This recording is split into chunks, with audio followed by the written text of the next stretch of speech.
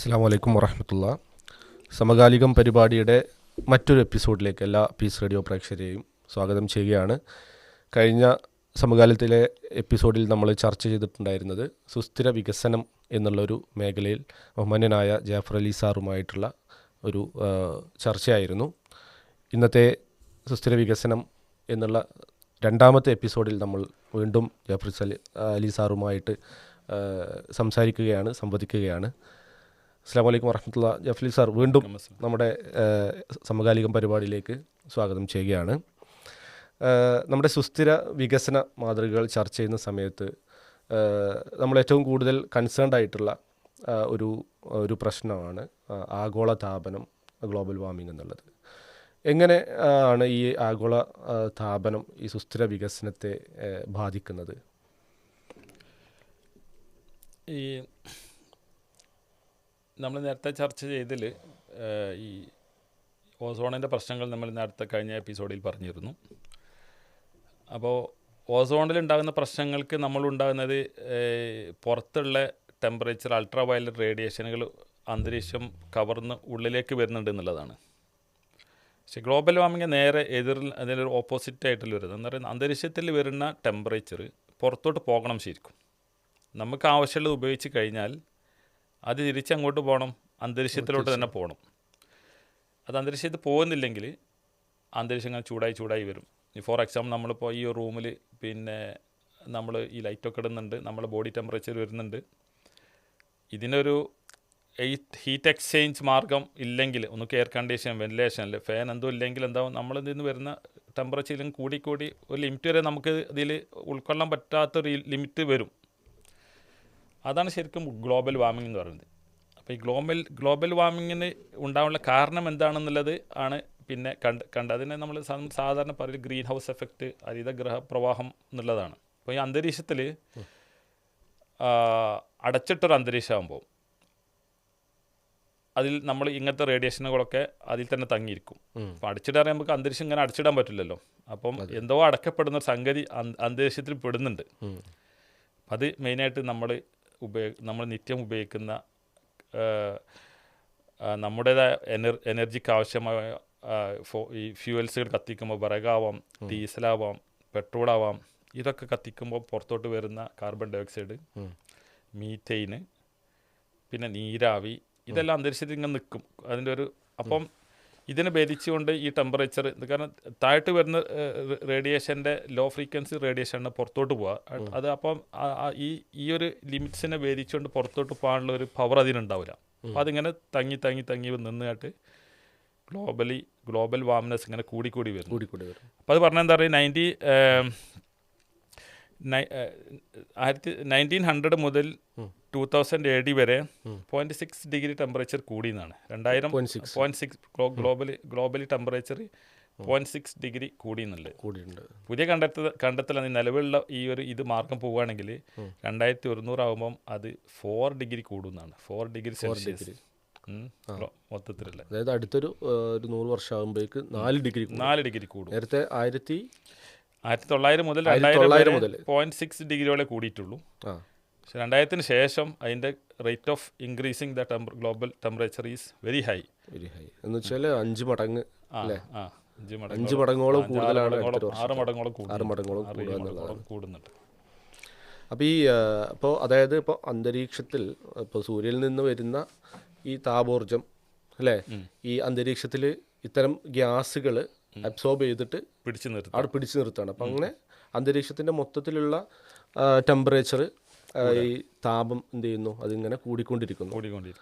അപ്പോൾ അത് നമ്മുടെ എൻവയോൺമെൻറ്റ് അല്ലെങ്കിൽ ഈ ഭൂമിക്ക് നിലനിൽപ്പിന് അല്ലെങ്കിൽ ഇവിടുത്തെ ജീവജാലങ്ങൾക്ക് നിലനിൽപ്പിനെ പോലും ബാധിക്കുന്നു എന്നുള്ളതാണ് കണ്ടെത്തിയിട്ടുള്ളത് അല്ലേ. അപ്പോൾ നമ്മുടെ ഈ തുടർന്ന് ഉള്ള വികസന മാതൃകകളൊക്കെ ആലോചിക്കുന്ന സമയത്ത് ഇതും കൂടി കൺസിഡർ ചെയ്യണമെന്നുള്ളതാണ്. അപ്പോൾ എന്ന് പറഞ്ഞാൽ നമ്മുടെ നമുക്ക് ഈ നമ്മൾ കാരണം ഉണ്ടാക്കുന്ന ഗ്രീൻ ഹൗസ് എഫക്റ്റ്, നമ്മളിപ്പം ഒരു ചെറിയ സംഗതി പോലും ചെയ്യുകയാണെങ്കിൽ അതിൽ നിന്നൊരു എനർജി പുറത്തോട്ട് വിടുന്നുണ്ട്. നമ്മൾ ധരിക്കുന്ന ഒരു ഡ്രസ്സാണെങ്കിൽ ഈ ഡ്രസ്സിൻ്റെ ബാക്കിലൊരു പ്രോസസ്സ് ഉണ്ടാവും. അതിൻ്റെ പ്രൊഡക്ഷനിൽ നമ്മൾ ബാക്ക്വേർഡ് ഇൻവെൻട്രി എന്നതിന് പറയാം. ബാക്ക്വേർഡ് നമ്മൾ ഡ്രസ്സാണെങ്കിൽ ആ ഡ്രസ്സിന് പിന്നെ എന്തൊക്കെ അതിൻ്റെ മാനുഫാക്ചറിങ് പ്രോസസ്സ് എങ്ങോട്ട് പോകുന്ന പല കണക്ട് ചെയ്ത് കുറേ കാര്യങ്ങൾ. അപ്പോൾ ഇവിടെ നിന്നുള്ള ഡ്രസ്സ് ഒരു പക്ഷേ കുറേ ദൂരേക്കും അതിൻ്റെ കണക്ടിവിറ്റി സെൻഡ് ചെയ്യാം. അതിൻ്റെ റോ മെറ്റീരിയൽ മുതൽ ഫൈനൽ പ്രൊഡക്റ്റ് ആയി മാറുന്നത് വരെ നമ്മളിങ്ങോട്ട് ട്രാൻസ്പോർട്ട് ചെയ്ത് വരുന്നവരെ ഇതിന് എനർജി കൺസപ്ഷൻ ഉണ്ടാവും. അപ്പോൾ മെയിനായിട്ട് ഇപ്പോൾ ട്രാൻസ്പോർട്ടേഷൻ എടുക്കുകയാണെങ്കിൽ വണ്ടി ഡീസൽ കത്തിക്കണം, പിന്നെ അപ്പോഴൊക്കെ ഇത് പോരുന്നുണ്ട്, പിന്നെ ഇതിൻ്റെ മാനുഫാക്ചറിങ്ങിൻ്റെ സമയത്ത് അത് പോകുന്നുണ്ട്. ഇപ്പോൾ ഇതിപ്പോൾ കോട്ടൺ ആണെങ്കിൽ കോട്ടൺ പ്ലാന്റ് ചെയ്യുമ്പം അതിലുപയോഗിക്കുന്ന മെക്കനൈസ്ഡ് സാധനങ്ങളൊക്കെ ഉണ്ടാവുമല്ലോ, ട്രാക്ടറുകൾ മറ്റു അപ്പോൾ ഒക്കെ എനർജി പോകുന്നുണ്ട്. ഇതൊക്കെ ഈ ഫോസിൽ ഫ്യൂവൽ കത്തിച്ചിട്ടോ അല്ലെങ്കിൽ കറണ്ടോ ആയിരിക്കും. കറണ്ടാണ് ഉപയോഗിച്ചിട്ടാണെങ്കിലും നമ്മളിപ്പം പിന്നെ ആഗോള രീതി ഇപ്പോൾ ഇന്ത്യയിൽ എടുക്കുകയാണെങ്കിൽ കറണ്ടിൻ്റെ ഏതാണ്ട് ഒരു 70% ഫോസിൽ ഫ്യൂവൽ തന്നെയാണ്, കൽക്കരിയിൽ നിന്നും ഇതിൽ നിന്ന് തന്നെ ഉണ്ടാക്കുന്നത്. 30% ഉള്ളൂ വാട്ടർ ഹൈഡ്രോ പവറും അതുപോലെ വിൻഡ് പവറിലൊക്കെ ഉപയോഗിക്കുന്നത്. അപ്പം എവിടെ ഒരു എനർജി നമ്മൾ ഉപയോഗപ്പെടുത്തുന്നുണ്ടോ അവിടെ ഒരു ഗ്രീൻ ഹൗസ് ഗ്യാസ് ഉണ്ടാകുന്നുണ്ട്.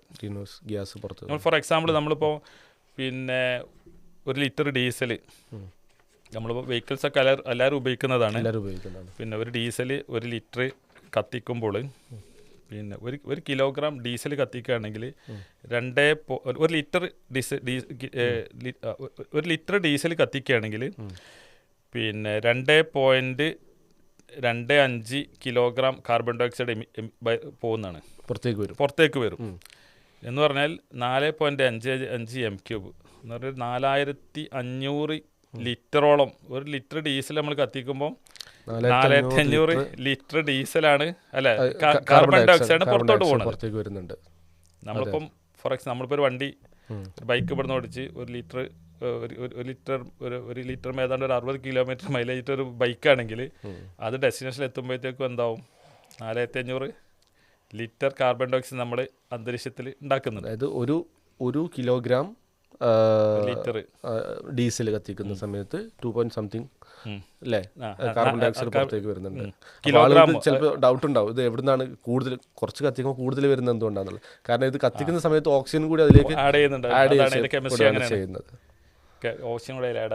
പിന്നെ മാത്രമല്ല ഇത് മറ്റത് ഇതായിരുന്നു ദ്രാവകാവസ്ഥയിലായിരുന്നു, അപ്പോൾ അത് ഗ്യാസായി. അതുകൊണ്ടാണ് അത്രയും വലിയ ഒരു വ്യാപ്തത്തിലേക്ക് അത് വരുന്നത് എന്നുള്ളത് അല്ലേ. അതെ. അപ്പോൾ ഇത്തരം ഗ്യാസുകൾ അന്തരീക്ഷത്തിലേക്ക് വരുമ്പോൾ അന്തരീക്ഷത്തിൻ്റെ മൊത്തം ടെമ്പറേച്ചർ താപം വർദ്ധിക്കുകയാണ്.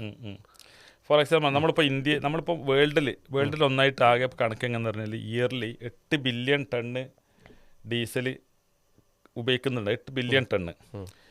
ഈ 8 ബില്യൺ ടൺ ഡീസൽ കത്തിച്ചാൽ എത്രത്തോളം കാർബൺ ഡൈ ഓക്സൈഡ് അക്യുമുലേറ്റ് ചെയ്യുമെന്ന് അറിയണമെങ്കിൽ ഒരു ഇതെന്ന് പറഞ്ഞാൽ എൻ്റെ അറിയാൻ വേണ്ടിയിട്ടാണ്. ഇപ്പോൾ ഇന്ത്യയിലെ ലാൻഡ് ഇന്ത്യൻ കോണ്ടിനെൻറ്റ് മൊത്തം എടുക്കുക. ഇന്ത്യയിലാണ് അതിൻ്റെ എയർ കംപ്ലീറ്റ് ഒരു 4.8 മീറ്റർ ഹൈറ്റ് വരെയുള്ള എയർ ഫുള്ള് ഒഴിവാക്കിയാൽ അത്രക്കും കാർബൺ ഡൈ ഓക്സൈഡ് നിറക്കാനല്ലേ കാർബൺ ഡൈ ഓക്സൈഡ് ആനുവലി വേൾഡിൽ ഉണ്ടാവുന്നുണ്ട്. ജനറേറ്റ് അന്തരീക്ഷത്തിലേക്ക് വിടുന്നുണ്ട്. അപ്പം അതിൻ്റെ ഒരു വോളിയം നമുക്ക് മനസ്സിലാക്കാൻ പറ്റും. പക്ഷേ അത് ടെമ്പറേച്ചർ ഇതിൻ്റെ വ്യാപ്തം അതിൻ്റെ ഡെൻസിറ്റി കുറവായതുകൊണ്ട് മുകളിലേക്ക് പോകുന്നു. കാർബൺ ഡൈ ഓക്സൈഡ് ഏറ്റവും വെയിറ്റ് കൂടിയത് മുകളിലോട്ട് പോകുന്നില്ല.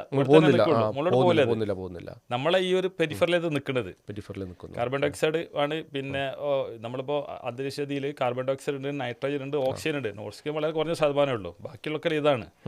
മറ്റ് ഗ്യാസ് ഇപ്പോൾ നൈട്രജനുമായിട്ടൊക്കെ കമ്പയർ ചെയ്യുന്ന സമയത്ത് ഇതാണ് കാർബൺ ഡൈ ഓക്സൈഡ് ഡെൻസിറ്റി കൂടുതലാണ്. ഏറ്റവും താഴെ തങ്ങി നിൽക്കുന്നത് കാർബൺ ഡൈ ഓക്സൈഡ്. അപ്പോൾ ഈ കാർബൺ ഡൈ ഓക്സൈഡിനെ പിന്നെ അത് ഇതാക്കുന്നത് അബ്സോർവ് ചെയ്താക്കുന്നത് ഇവിടെയുള്ള മരങ്ങളും കാര്യങ്ങളൊക്കെയാണ്.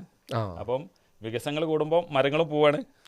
അതെ വികസനത്തിന്റെ ഭാഗമായിട്ട് മരങ്ങൾ കട്ട് ചെയ്യുമ്പോഴും നമ്മൾ എന്ത് ചെയ്യണം, ഈ ഒരു ഇഷ്യൂ നമ്മൾ മനസ്സിൽ വേണം എന്നുള്ളതാണ്. ഇപ്പോൾ നമ്മൾ എമിറ്റ് ചെയ്യുന്ന ഇങ്ങനത്തെ ഗ്രീൻ ഹൗസ് ഗ്യാസസിനെ അബ്സോർവ് ചെയ്യുന്ന രീതിയിലുള്ള ഡെവലപ്മെൻറ്റ് കൂടെ ഉണ്ടാകുമ്പോൾ ഇത് രണ്ടും കൂടെ പിന്നെ ഇതായിട്ട് പോകുന്നുള്ളൂ. അപ്പോൾ ഇതിന് ഒരു ഗ്ലോബൽ കാഴ്ചപ്പാട് വേണം. ഇപ്പം മരങ്ങളില്ലാത്ത സ്ഥലങ്ങളിലായിട്ടുള്ള ഗൾഫ് കൺട്രീസ് അതിൽ ബാക്കിയുള്ള അവിടെയൊക്കെയാണ് ഏറ്റവും കൂടുതൽ ഈ സാധനങ്ങൾ പുറത്തോട്ട് വരുന്നത്. പക്ഷെ അത് മെയിൻറ്റെയിൻ ചെയ്യുന്നത് കുറച്ച് ഗ്രീൻ ആയിട്ടുള്ള ആമസോൺ കാടുകളും പിന്നെ നമ്മളെ പോലത്തെ ഉള്ള സ്ഥലങ്ങളും ഒക്കെയാണ്. അപ്പോൾ അവരും കൂടെ ബേർഡൻസ് നമ്മളെ പോലത്തെ സ്ഥലങ്ങളും കൂടെ പിന്നെ എടുക്കേണ്ടി വരും. അപ്പം ഈ ആഗോള വിഷയത്തിൽ ഇങ്ങനത്തെ വിഷയങ്ങളിലെ പ്രശ്നം എന്താ പറയുക, പ്രശ്നങ്ങൾ ഉണ്ടാക്കുന്നതൊക്കെ ഡെവലപ്ഡ് കൺട്രീസാണ്. പക്ഷേ ഇതിനെ ഏറ്റവും എഫക്റ്റ് ചെയ്യുന്നതാണ് ആരാണ്? ഡെവലപ്പിംഗ് കൺട്രീസ് ആണ്, അവരാണ് ഇതിന് പേ ചെയ്ത് അനുഭവിക്കുന്നവർ തന്നെയാണ്. ഇപ്പോൾ ഫോർ എക്സാമ്പിൾ ഇപ്പോൾ ഈ 2100 ഈ 4 ഡിഗ്രി ടെമ്പറേച്ചർ കൂടുകയാണെങ്കിൽ നമ്മളെ സീ റൈസ് ഏതാണ്ട് ഒരു 1 to 1.2 മീറ്റർ വരെ ഹൈ പൊങ്ങുന്നതാണ് സീ ലെവൽ. കാരണം ഈ ടെമ്പറേച്ചർ കൂടുമ്പോൾ ഐസ് ഇങ്ങോട്ട് വരും. പിന്നെ ഇതിൻ്റെ ടെമ്പറേച്ചർ കൂടുമ്പോൾ വോളിയം കൂടും.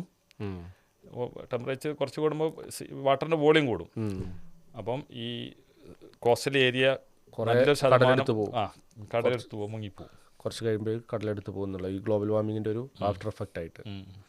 അപ്പോൾ ഇത്തരം ഈ ഗ്യാസുകൾ നമുക്ക് കൺട്രോൾ ചെയ്യാൻ പുറത്തേക്ക് വിടുന്ന ഇപ്പം ഇൻഡസ്ട്രിയിൽ നിന്നായിരുന്നാലും വാഹനങ്ങളിൽ നിന്നായിരുന്നാലും അതുപോലെ ഈ കാറ്റിൽ ഫീൽഡ് അങ്ങനെ മീൻസ് നമ്മുടെ എന്താണ് പശു പോത്ത് പോലുള്ളതൊക്കെയാണല്ലോ ഈ മീഥേനൊക്കെ പുറത്തേക്ക് വിടുന്നു എന്ന് പറഞ്ഞത്. ഇതൊക്കെ അതിൻ്റെ ഉപയോഗം നിയന്ത്രിക്കുന്നതിന് വേണ്ടിയിട്ട് അതിൻ്റെ പോളിസി, അതിൻ്റെ നിയമനിർമ്മാണങ്ങളൊക്കെ എങ്ങനെയാണ്? അപ്പം ഈ കാർബൺ ഡയോക്സൈഡ് മെയിനായിട്ട് പുറത്തോട്ട് പോകുന്നത് പിന്നെ നമ്മൾ ട്രാൻസ്പോർട്ടേഷന് അതുപോലെ എനർജി സെക്ടറുകളാണ് ആദ്യം പോകുന്നത്. അപ്പം ഗവൺമെൻറ് പല രീതിയിലുള്ള പോളിസീസ് കൊണ്ടുവരുന്നുണ്ട്. ഇപ്പം നമ്മൾ വെഹിക്കിൾസ് ആണെങ്കിൽ വെഹിക്കിൾസ് എഫിഷ്യൻസി കൂടിയ വെഹിക്കിൾസ്, അപ്പം എനർജി എഫിഷ്യൻ്റ് ആയിട്ടുള്ള വെഹിക്കിൾസ് ഉണ്ടാവുമല്ലോ. അപ്പം പണ്ടൊക്കെ എന്ന് പറഞ്ഞാൽ 1 ലിറ്റർ ഡീസൽ മേൽ 10-12 കിലോമീറ്റർ ഓടുന്ന വെഹിക്കിൾ ഇപ്പോൾ അത് 23-24 പല രീതിയിലുണ്ട്. അപ്പം നമ്മുടെ ജീവിതത്തിൽ ഒരു വെഹിക്കിൾ ഓപ്റ്റ് ചെയ്യുകയാണെങ്കിൽ നമുക്ക് പല രീതിയിൽ ഓപ്റ്റ് ചെയ്യാം. അത് മൈലേജ് കൂടിയത്, പിന്നെ ചിലർക്കുണ്ടാവും ഭയങ്കര വലിയ വിലൻ്റെ വെഹിക്കിൾ ഒരു സോഷ്യൽ ഡിഗ്നിറ്റി എന്നുള്ള കാഴ്ചപ്പാടിലെടുക്കും, മൈലേജ് കുറവായിരിക്കും. അതിലൊക്കെ നമ്മൾ ഇത്തരം കാര്യങ്ങൾ കോംപ്രമൈസ് ചെയ്യണം. അപ്പോൾ നമ്മൾ ഒരു മെറ്റീരിയൽസ് സെലക്ട് ചെയ്യുമ്പോൾ അതിന് കുറേ ഫാക്ടേഴ്സ് ഉണ്ട്. ഒന്ന്, സുസ്ഥിര വികസനമായിട്ട് ബന്ധപ്പെട്ട കാഴ്ചപ്പാട് എടുക്കുകയാണെങ്കിൽ നമ്മളിപ്പം ഒരു നിർമ്മാണ മേഖല അല്ലെങ്കിൽ ഒരു സാധനം ഒരു പ്രോഡക്റ്റ് ബൈ ചെയ്യുകയാണ്. ഇപ്പോൾ ഞാനൊരു മാർക്കറ്റിൽ പോയിട്ട് ഒരു നോട്ട് ബുക്ക് പർച്ചേസ് ചെയ്യുകയാണെങ്കിൽ നമുക്കതിന് ആ നോട്ട് ബുക്കിനൊരു കോസ്റ്റ് ഉണ്ടാവും, എത്ര വില ആയിരുന്നു. അപ്പോൾ ആ വില നിശ്ചയിക്കൽ എങ്ങനെയാണ്? എത്ര ആൾക്കാരെ മാൻ പവർ ചെയ്തിട്ടുണ്ട്, മറ്റാക്കിന്ന് മറിച്ചാക്കി നോക്കിയിട്ടായിരിക്കുമല്ലോ. അതേമാതിരി ആ ബുക്കിന് ആയിട്ടല്ലേ വിലക്ക് പകരം ഒരു എനർജി ഒരു കണ്ടന്റ് ഉണ്ടാവും അതിൽ. അതിന് നമ്മൾ സാധനം എംബോഡീഡ് എനർജി എന്നാണ്, ഒരു സംഗതിയിൽ ഉൾക്കൊണ്ട എനർജി. അപ്പോൾ എനർജി എങ്ങനെ ഉൾക്കൊള്ളുന്ന പറഞ്ഞാൽ അതിൻ്റെ മാനുഫാക്ചറിങ് പ്രോസസ്സിൽ ഇതുപോലെ എത്ര എനർജി, പിന്നെ അതിൽ എത്ര കറണ്ട്, എത്ര കിലോ വാട്ട്സ് ഉപയോഗിച്ചിട്ടുണ്ട്, അതിലെത്ര ആൾക്കാർ പണിയെടുത്തിട്ടുണ്ട്. അപ്പോൾ ഹ്യൂമൻ പവറൊക്കെ എനർജി ഇതിൽ കൺവേർട്ട് ചെയ്യാൻ പറ്റും. പിന്നെ അതിലിങ്ങനെ നമ്മുടെ ഈ സ്ഥലത്തോട്ട് എത്തുമ്പോൾ ട്രാൻസ്പോർട്ടേഷൻ കോസ്റ്റിൽ എത്ര ഉണ്ട്, അപ്പോൾ ഇതിന് എത്ര എംബോഡീഡ് എനർജി ഇതിൽ വന്നിട്ടുണ്ട് എന്നുള്ളത് നമുക്ക് ഇപ്പോൾ എല്ലാ പ്രോഡക്റ്റിലെ സാധനങ്ങളുണ്ട്. അപ്പോൾ അത് നമ്മൾ നോക്കി ഏറ്റവും ലോ എനർജി എംബോഡീഡ് ആയിട്ടുള്ള മെറ്റീരിയൽ സെലക്ട് ചെയ്യുമ്പോൾ എന്താവും, അത്രയ്ക്ക് നമ്മൾ എൻവയറമെൻറ്റ് ഇമ്പാക്ട്നെസ് കുറക്കുക എന്നുള്ളതാണ്. ഈ എനർജി അതിൽ എംബോഡീഡ് ആയിട്ടുള്ളത് ഈ പ്രൊഡക്റ്റിൻ്റെ മേലെ ഉണ്ടാവും നമുക്ക്. പിന്നെ ഇപ്പോൾ പല ബ്രാൻഡുകൾക്ക് അങ്ങനെ ഉണ്ട്, പ്രിന്റ് ഇതുണ്ട്. ഇപ്പോൾ നമ്മളിപ്പോൾ ഒരു ബിൽഡിംഗ് മേഖല എടുക്കുകയാണെങ്കിൽ സിമെൻറ്റ് എടുക്കുകയാണെങ്കിൽ സിമെൻറ്റിൽ എംബോഡീഡ് എനർജി പെർ കിലോഗ്രാം എത്ര ഒരു പറയുന്നുണ്ട്, പലതുണ്ട്. അപ്പോൾ ഒരു കാര്യം നമ്മൾ സെലക്ട് ചെയ്യുമ്പോൾ 3-4 ഫാക്ടർ ഉണ്ടാവും. ഒന്ന് കോസ്റ്റ് ആയിരിക്കും, ഭംഗിയായിരിക്കും, ഡ്യൂറബിലിറ്റി ആയിരിക്കും, അങ്ങനെ പലതും ഉണ്ടാവുമല്ലോ. അപ്പോൾ നമ്മൾ മെറ്റീരിയൽ സെലക്ട് ചെയ്യുമ്പോൾ ലോ എംബോഡീഡ് എനർജിയിൽ എടുക്കുക.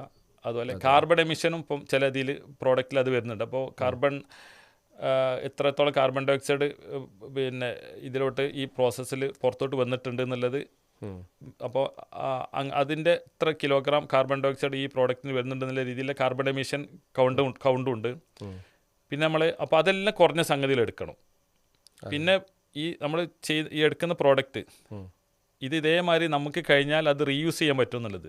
2 ഇതിനുണ്ട്, റീയൂസ് ഉണ്ട്, റീസൈക്കിളും ഉണ്ട്. റീസൈക്കിൾ തന്നെ നമ്മൾ ആദ്യം പിന്നെയും കുറച്ച് എനർജി അതിലേക്ക് കൊടുത്തിട്ട് വേണം നമുക്ക് റീയൂസ് ചെയ്യാൻ. അതേമാതിരി തന്നെ റീയൂസ് ചെയ്യാൻ പറ്റും. ഫോർ എക്സാമ്പിൾ നമ്മൾ പണ്ടുള്ള ബിൽഡിംഗ് മേഖലയിലൊക്കെ ഇപ്പോൾ ഓടുകളൊക്കെ ഉണ്ടല്ലോ. ഇപ്പോൾ നമുക്ക് ഓടുകളൊന്നും മാനുഫാക്ചറിങ് കേരളത്തിലില്ല. ഓടുകളൊക്കെ ഇപ്പോൾ കേരളത്തിൽ മാനുഫാക്ചറിങ് പോയിട്ടുണ്ട് പണ്ടത്തെ. അപ്പോൾ ഇപ്പോൾ ഓടുന്ന തന്നെ പണ്ടത്തെ വീടുകൾ പൊളിച്ച ഓടുകളാണ് ഉപയോഗിക്കുന്നത്. അപ്പോൾ നമ്മൾ അതേമാതിരി ഉപയോഗിക്കുകയാണല്ലോ. അപ്പോൾ അത് ഒരു സംഗതി അതേമാതിരി റീയൂസ് ചെയ്യാന്നുള്ള അടുത്ത നമ്മൾ ക്രൈറ്റീരിയ കൊടുക്കേണ്ടത്. അത് കഴിഞ്ഞിട്ട് റീസൈക്കിൾ ക്രൈറ്റീരിയ കൊടുക്കണം. അപ്പോൾ ഈ 4 സംഗതികൾ മെയിനായിട്ട് അത് എനർജി എംബോഡീഡ് എനർജി കുറഞ്ഞതായിരിക്കണം, കാർബൺ എമിഷൻ കുറഞ്ഞതായിരിക്കണം, പിന്നെ റീയൂസബിൾ ആയിരിക്കണം, റീസൈക്കിളബിൾ ആയിരിക്കണം. ഈ 4 സംഗതികൾ സെലക്ട് ചെയ്താൽ തന്നെ കുറേ നമുക്ക് ഈ സുസ്ഥിര വികസനവുമായി ബന്ധപ്പെട്ട നമ്മുടെ കാര്യങ്ങൾ വേണ്ടിയിട്ട് പറ്റും എന്നുള്ളതാണ്. നമ്മുടെ ഇന്നത്തെ ഈ ഒരു എപ്പിസോഡിൻ്റെ സമയം അതിക്രമിച്ചിരിക്കുകയാണ്. നമ്മുടെ ഈ സുസ്ഥിര വികസനവുമായി ബന്ധപ്പെട്ട് അതിനെ ഏറ്റവും കൂടുതൽ ബാധിക്കുന്ന അല്ലെങ്കിൽ ഈ സുസ്ഥിര വികസന മാതൃകകൾ അല്ലെങ്കിൽ അതിൻ്റെ പോളിസിയൊക്കെ നമ്മൾ ആലോചിക്കുന്ന സമയത്ത് നമ്മൾ ഏറ്റവും കൂടുതൽ കൺസിഡർ ചെയ്യേണ്ട ഒരു വിഷയമായിരുന്നു ഇന്നത്തെ ചർച്ചയിലേക്ക് വന്നിട്ടുള്ളത് ഗ്ലോബൽ വാർമിംഗ്, ആഗോളതാപനവുമായി ബന്ധപ്പെട്ടുള്ളത്. ഇന്നത്തെ ഈ ഒരു പരിപാടിയിൽ നമ്മോടൊപ്പം ചേർന്ന ജാഫർ അലി സാറിന് നന്ദി അറിയിച്ചുകൊണ്ട് ഇന്നത്തെ സമകാലികം പരിപാടി ഇവിടെ അവസാനിക്കുകയാണ്. അസ്സലാമു അലൈക്കും വറഹ്മത്തുള്ളാഹി.